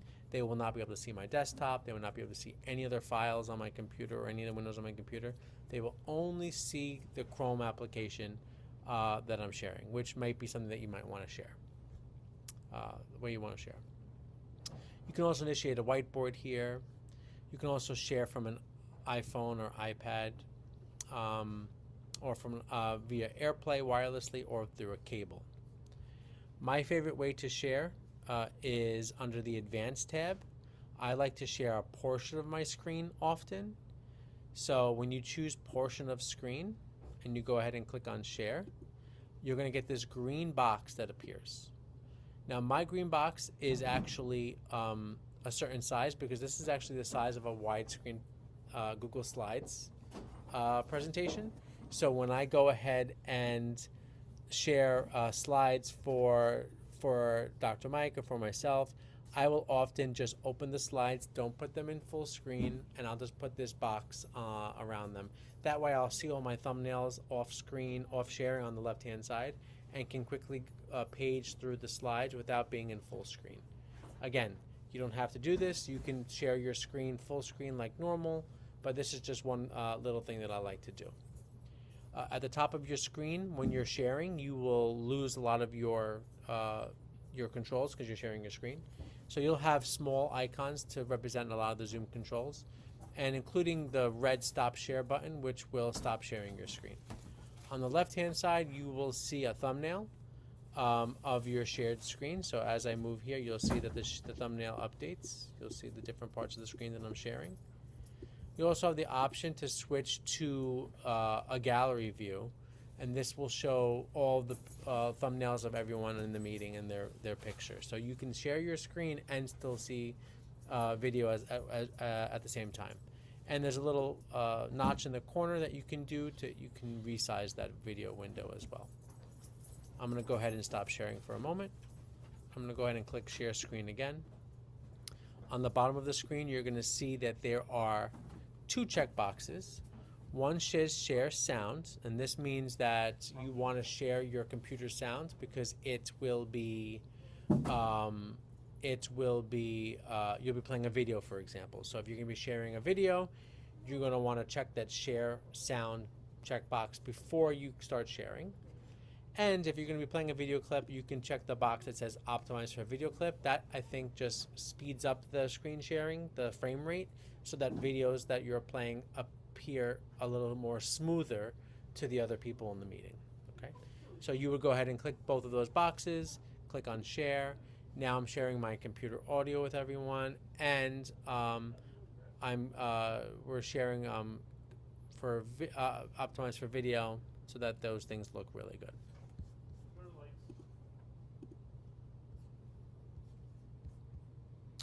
Record button will allow you to record the meeting to the cloud. You'll be able to access the recording when logging into Zoom on the web.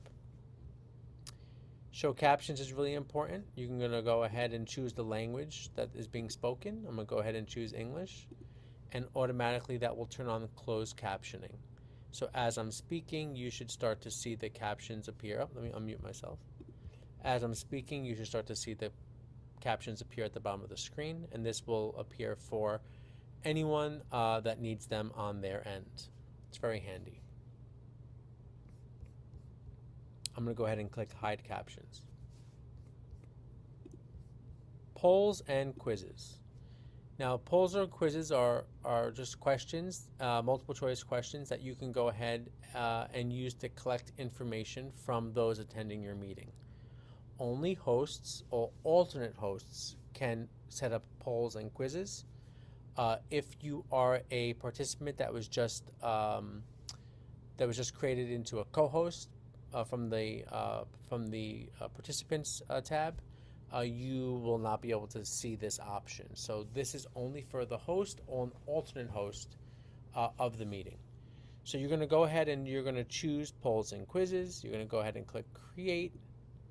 And again, this can all be done before a scheduled meeting. So if your meeting starts at 6, nothing is stopping you from joining Zoom at 5:30 before anyone else has joined, setting up all of your polls and quizzes, and then waiting for the meeting to start. Now, you do not want to end the meeting after you set up your polls and quizzes, because that work will be lost. So if you do set up your polls and quizzes ahead of time, you can do so. You should leave the meeting running until the meeting start time. You can also do this on the fly. For example, for elections, you can just have someone in here typing in this information as needed, because you might not have the information you need yet for the actual poll, for the poll question. So I'm going to go ahead and choose polls, which is a very simple poll, and you're going to enter your question here, which is better. Okay. Choice 1 is going to be cats. And choice 2 is going to be dogs. Okay. And you can add more choices by clicking Add Choice if you have more than 2 multiple choice questions. Call this poll important poll. Okay. Now a poll can be made up of multiple questions. You don't have to do just one, but you can also just do one at a time if you'd like. So if you see here, my important poll has one question, which is better, cats or dogs. And I can go ahead and add another question if I wanted to. Now what's really cool is you can actually, based on the responses to the poll, you can actually have breakout rooms be created. So after this poll is complete, I would actually have a cats and a dogs breakout room, and whoever chose those different options will be automatically assigned to those breakout rooms. So this is a really good option for meetings where you have different guest speakers or specialists that want to talk about specific topics. People can opt into those topics by answering a poll question, and then break out into those breakout rooms. Okay. And finally, under More, you have the ability to make things anonymous, which is cool. And then you're going to go ahead and click Save. And once you click Save, the host or alternate host will have the button here to actually launch the poll. And this will make it appear on the screen for everyone. And once I click Launch, you'll see it appears on the screen, and you will have the option as the host or alternate host to go ahead and end the poll. So right now on all the participants, they see the question. The host cannot vote, which is fine. And they would go ahead and you would actually see in real time the responses appearing on the screen. I think the biggest takeaway for this is that your poll has a name, and then you actually have a question, which is different than that actual name of the poll. So here my poll is called Important Poll, And my question is, which is better? And we can go ahead and we can practice with this while we're actually in Zoom together as a group.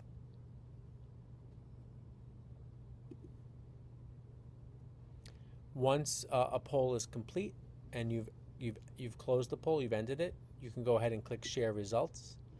And right now, when you click Share Results, it's actually displaying the results to everyone in the meeting. Okay. Notice that when you're sharing the results, it literally is just the percentage and the number of votes per thing. It does not tell you who voted for what.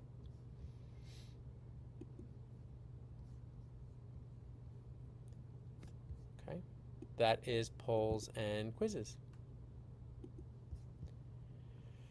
The reactions button lets you put a little icon next to yourself when you are showing your video.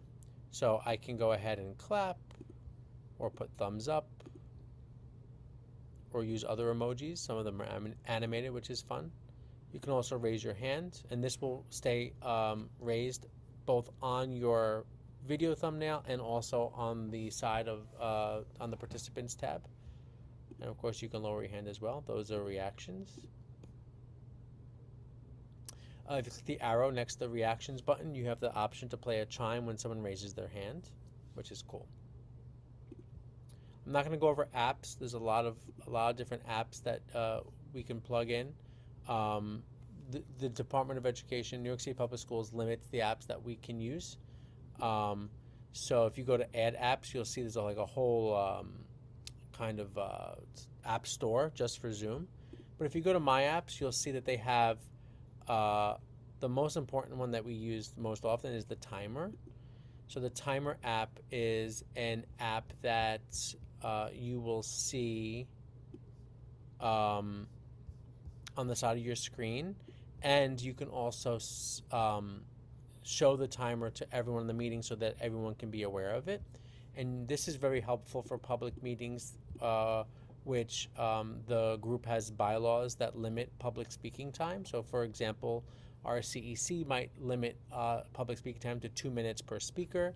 So we can go ahead and use this to actually count down the time available. So you'll see the timer is here. It actually tells you when the timer will finish. In this case, it's going to finish at 3:33 p.m. as of this recording, and it's counting down. And you can go ahead and we can play the sound if you want to hear what it sounds like. There's a little alarm sound, which is cool. You can also do a stopwatch. If you don't want a timer counting down, you want to count up, you can choose the stopwatch option. Again, everyone can see this, and when you click on start, it literally will just start counting up. Okay, so this might be a little bit less stressful. Whiteboard is very similar. You're going to have a interface to create a new whiteboard. And are you collaborating, meaning are many people going to be drawing on the board and doing stuff on the board, or are you presenting ideas where only you or those given permission can draw on the board? And finally, under More, we have options to live stream a meeting to different social media platforms such as Facebook and YouTube. We've streamed live to Facebook before and to YouTube. Just understand that you need to have a Facebook page or a YouTube account for these, and those accounts need to have permission for live streaming. Not every new account can live stream right away. There are certain requirements. So be sure to Google that information if you are interested in live streaming to a social media account. What's nice about this is, obviously, if you're live streaming to Facebook or to YouTube, a lot more people can participate, or I should say, can watch a Zoom meeting in live. Zoom, New York City Public Schools Zoom meetings are limited to 300 people. So if you're going to have thousands of people watch an event, they can watch it on YouTube and not necessarily as part of the 300, which is helpful.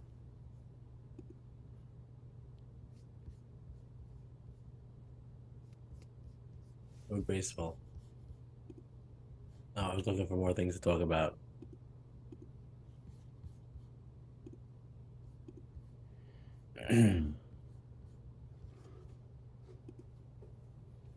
up in the right-hand side of the screen, you will see a little view button. If you click on view, you will have different ways to view the participants in the meeting. One is the speaker view, which means that it will always switch to the person who's speaking full screen. The second option is gallery, which will be small boxes, Brady Bunch style boxes, classic Zoom of everyone in the meeting, including the person who is speaking. Immersive are different, little settings you can put everyone in as floating heads.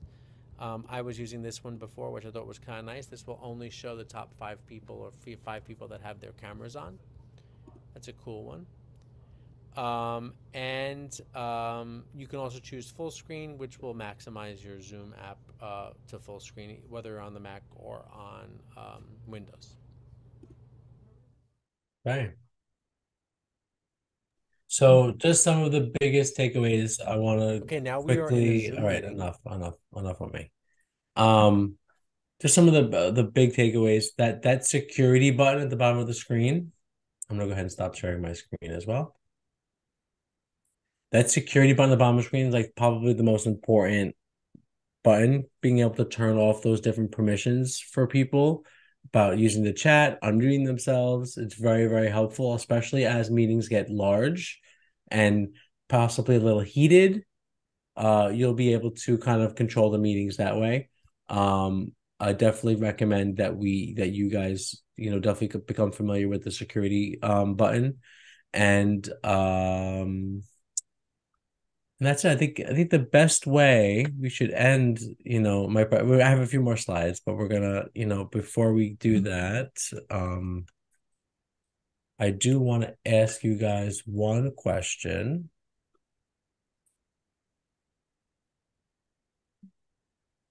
And you might know what it is. Okay. So something happening on your screen right now? Yes, the poll. The poll. All right. Oh boy. Oh boy. Not looking good. Not looking good for the cats.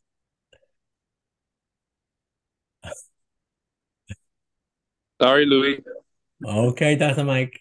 It's all about dogs. Woo woo. Yeah, yep. We lost a few people, so there's only 7 people on here, but it's good. So I'm going to go ahead and end it. I want you guys to kind of see what it looks like. So right now, all I see is both responses and 0% cats and 100% dogs, whatever. And I'm going to go ahead and click on end. And now I'm going to click on share results. And you basically should see what I see, the 2 responses with the percentages. So this is kind of like what... if you were to use it as for an election, you would have like different candidates' names and the percentages. It would not display who voted for who. Okay. That information is available. I think if you go on the web, unless you made an anonymous thing, but otherwise it's pretty fair to share that way. Okay, I'm gonna go ahead and share my screen again. We have like a few more slides and then we're finished. They're asking if this can be used for SLT elections. I think so, right, Esther?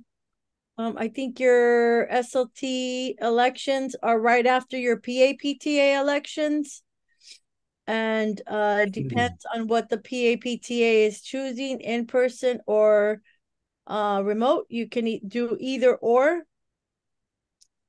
Get the dogs out of here, Rachel. Come on, get the dogs out of here. Looks like Chihuahua. Don't be jealous. Like it looks like Chewbacca. That dog.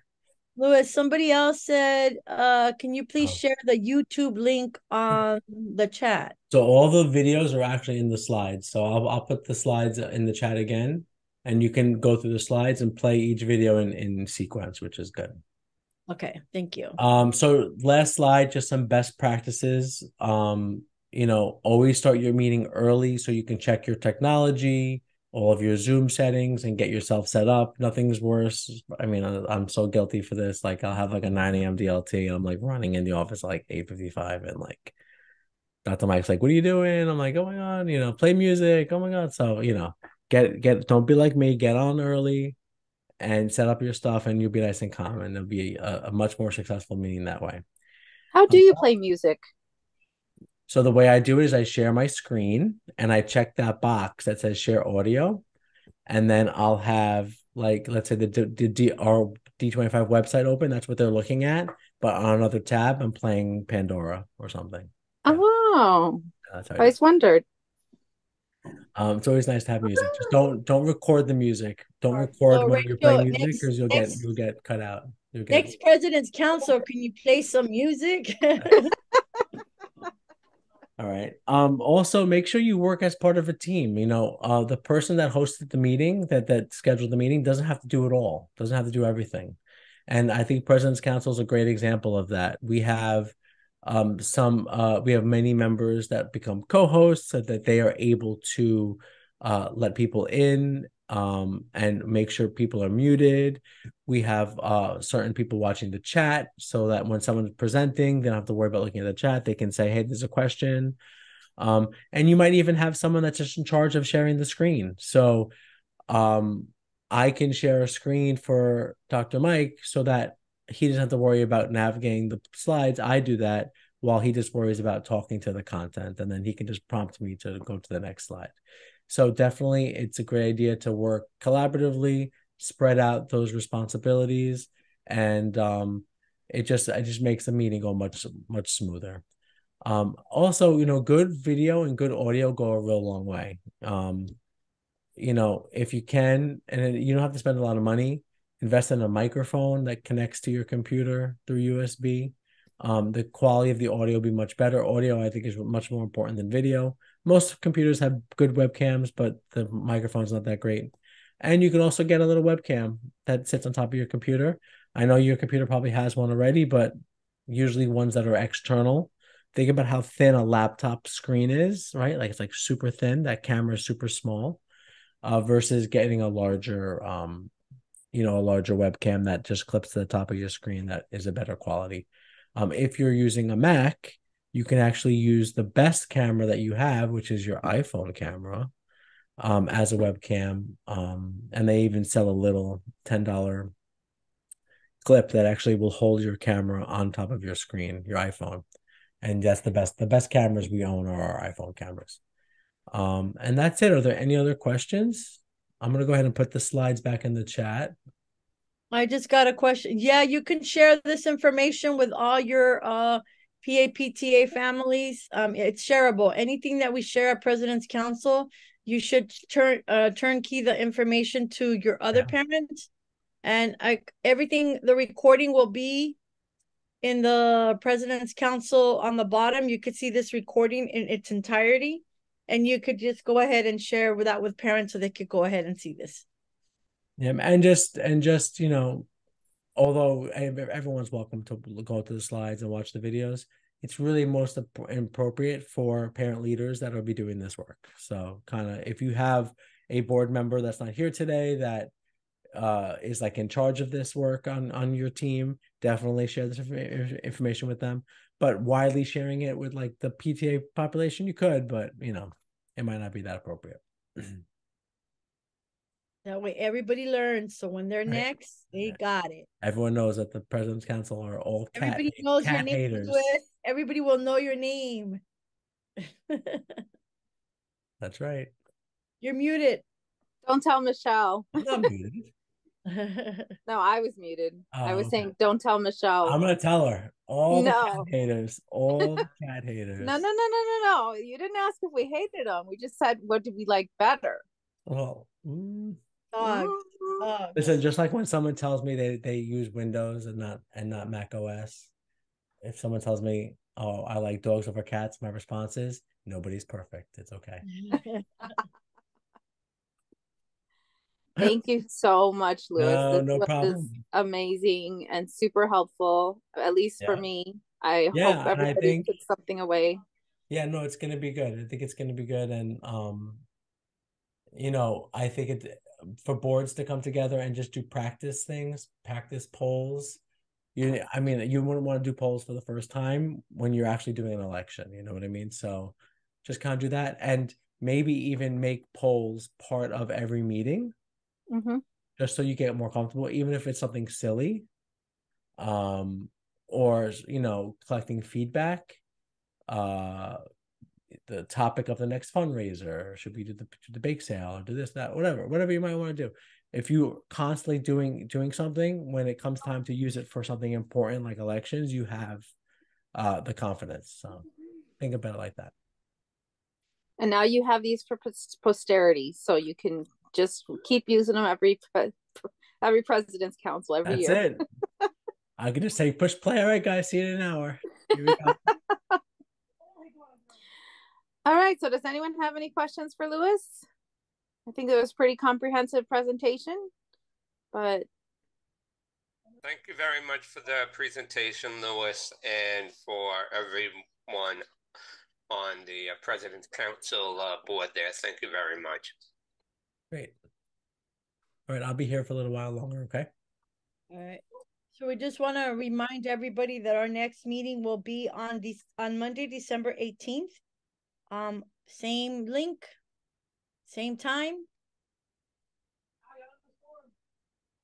And don't forget to sign in if you haven't already. And last call for any questions related to Zoom or anything else that we might have covered this evening. I have a question, actually, Rachel. And this is in regards to what have other PTAs done in terms of enrichment programs for the students.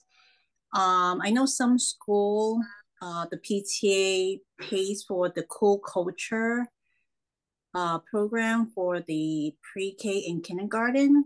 I was wondering what other PTA have, what other programs have other PTAs use. Anyone have any feedback for Wendy? I mean, for my school, the main thing that we've done is some school assemblies, generally focused around either Black History Month or some type of cultural enrichment. That's something that we've been able to do. We are a pre-K to 8 school, so we do have to have content for all grade levels. Anyone else have anything that they'd like to share?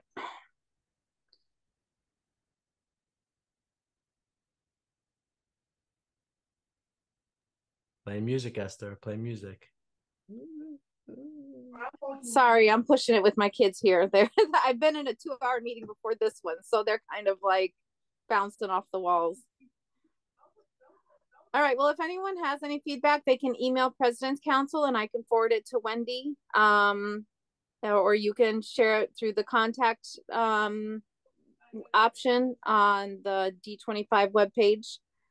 If there's no other questions, then it's 8:40 and motion to adjourn. Thank you. Anyone second the motion? Okay, Carrie gives thumbs up. Okay, so it's 8:40 and the November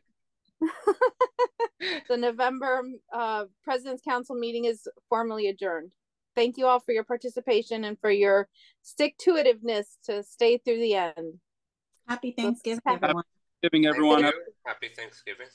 Happy Bye, everybody. Thanksgiving. See you on the 18th. Take care, everyone.